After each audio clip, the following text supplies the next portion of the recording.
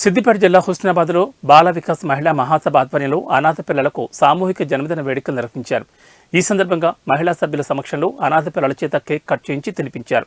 తల్లిదండ్రులు లేని తమకు బాల వికాస్ మహిళా సభ్యులు అమ్మలుగా ఉన్నారని అనాథ పిల్లలు తెలపడంతో కార్యక్రమంలో పాల్గొన్న మహిళా సభ్యులు కన్నీటి పర్యంతమయ్యారు.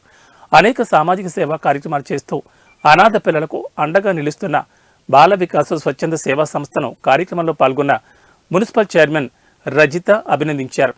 అనాథలైన పిల్లలకు సేవా సంస్థలోని మహిళా సభ్యులు అమ్మలుగా ఉంటూ ఆదరించడం చాలా గొప్ప విషయమన్నారు. అనాథ పిల్లలను సమాజంలో ప్రతి ఒక్కరూ చేరదీసి హక్కును చేర్చుకోవాలని టీపీసీసీ సభ్యుడు కేడం లింగమూర్తి అన్నారు. బాల వికాస సేవా సంస్థ 14 దేశాలలో తన సేవా కార్యక్రమాలు నిర్వహిస్తోందని తెలిపారు.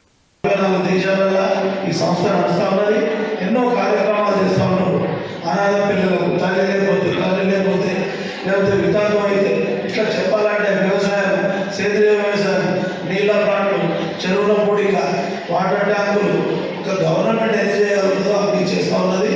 కాబట్టి మనం కూడా వికాస పిల్లల పుట్టినరోజు కార్యక్రమంలో ఉన్నాం, ఈ ప్రోగ్రాం ఉన్నాం. వికాస పిల్లలు అంటే మన బాధ్యత మనకు ఉన్నది.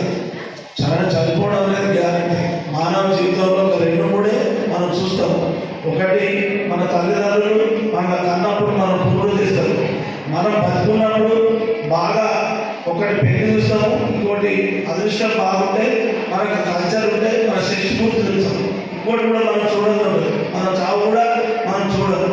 కాబట్టి మనమంతా ఉన్నామనే పరిస్థితులనే ఆ భగవంతుడు లేదా ఆ విధి వాళ్ళ తల్లిదండ్రులను తీసుకుపోయింది. కానీ మనం ఏమో బాధ్యత పెట్టడానికి అది చెప్పడానికి బాలకై సంవత్సరం పెట్టింది. కాబట్టి మనమంతా మనుషులుగా బతుకున్నాం. కాబట్టి వాళ్ళు మన పిల్లలతో సమానం. అవసరమైతే అంతకన్నా ఎక్కువ. నేను ఒక ఫోటో చూసిన కరోనాలో. ఆమె ఏం చేస్తుందంటే ఒక కుక్కర్ ఎత్తుకున్నది, చిన్నపిల్లలు ఏదో నడిపిస్తారు. అంటే ఎంత హృదయం ఉన్నట్టు అంటే అక్కడ మానవ హృదయం, అందులో మహిళల హృదయం ఆకాశానికి అందున్నది. కానీ మీ హృదయానికి అందులేదు, మీ ప్రేమకు అందులేదని తెలియస్తూ మళ్ళా జరిగే కార్యక్రమాల్లో ముందుకు వస్తాం. చాలాసేపటి నుంచి నడుస్తారు. కాబట్టి ఇద్దరు మాట్లాడదు. ఒక వేదిక మీద ఇంతమంది మహిళలను మంచి చక్కటి సందేశాన్ని మన రోజువారీ జీవన శైలిలో మన మనుగడ ఎలా ఉండాలి, సమాజ సేవ కోసం మనందరం కూడా మన భాగస్వామ్యం ఎలా ఉండాలనేది మనకి ఇంత చక్కగా నేర్పిస్తున్నందుకు బాల వికాస సంస్థ వారికి ధన్యవాదాలు, కృతజ్ఞతలు తెలియజేసుకున్నాం. అంటే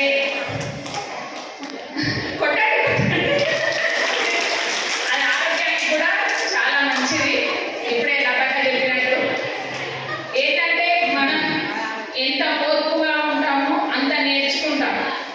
అది మన ఈ సంస్థలోనే నేర్చుకుంటున్నాం. అవునా కాదా?